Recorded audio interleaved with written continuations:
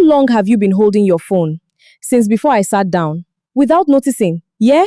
That is the problem. No, that is just being alive in 2020. Exactly, that is the problem. Welcome to another exciting episode of Let's Talk by Tyra. My name is Tyra, and I am your one and only controversial host on the internet. And with me today is my co-host. I am your co-host, Billy. And today we are talking about something that is actively destroying our ability to think. Yeah, which is technology.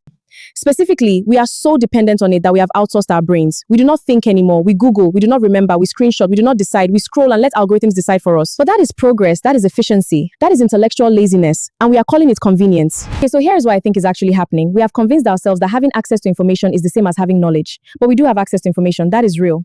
Access is not the same as understanding. I can Google anything in 0.5 seconds, but I have not actually thought about it. I have not wrestled with it. I have not developed an original opinion about it. At least then they knew they were getting information from somewhere. They knew to be skeptical. Now we think we are thinking because we have the internet, which is basically unlimited thinking. No, it is unlimited consumption of thinking other people have already done. There is a difference. Okay, but you are sitting here with access to every thought ever written. How is that not helpful? Because I am not reading it. I am scrolling past it. I am letting an algorithm decide what I see. I am outsourcing my curiosity to a machine designed to keep me addicted, not educated. So the problem is not technology. The problem is how we use it. The problem is that technology was designed to make us not have to think. And we are just accepting that. I confess something. Yeah. I cannot remember the last time I sat alone with my own thoughts. Like, genuinely alone. No phone, no input, no scrolling, just me and whatever is in my head. Why? Because the second a thought gets uncomfortable, I reach for my phone. I do not sit with it. I do not question it. I just escape it, scroll past it, find a distraction. And you think that is bad? I think it means I have outsourced my own thinking to external stimulation. I receive them, I curate them, but I do not think them. And the scariest part, I did not even notice it was happening. I am going to be honest too. Okay, I made a decision about something important the other day, and I realized I did not actually think about it. I Googled what to do, read 3 articles, and made a decision based on what I read. Do you let the internet think for you? No, I let strangers on the internet think for me.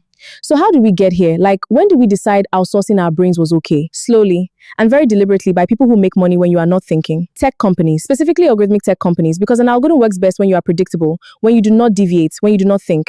They designed it to keep us engaged, and engagement is the opposite of thinking. Thinking is slow, thinking is friction, thinking means you might leave the app. So we voluntarily gave up our thinking because it felt convenient, and because we were exhausted, because having to think about everything is hard, and technologies think for you, and we said thank God. And now we cannot think without it.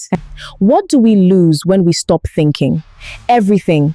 That is dramatic. Is it? Think about it. Your ability to reason, your ability to be convinced by an argument, your ability to change your mind, your ability to form nuanced opinions, all of that requires thinking. But we can still do all that. Can we? Or are we just rearranging the opinions we downloaded? I have not formed an original opinion in months. I just recycle what I read, what my algorithm shows me, what fits the narrative I already believe. And you notice that now, but you do not change it. Because changing it will require thinking. And I do not know how anymore. Which makes them easy to manipulate, easy to control, easy to sell to. So the dependency is not just about convenience, it is about power, it is about control, and we walked right into it. So what do we do? That is the question nobody wants to ask because the answer requires thinking, which requires putting the phone down, which we cannot do. We are addicted, but not because we want to be, because it was designed to be addictive. And we designed our kids to be even more distracted. Can we unlearn this? I do not know. I genuinely do not know. Because to unlearn it requires thinking about it, and we have outsourced that. Yeah, but maybe if we all admitted we cannot think anymore, we could start trying to remember how we...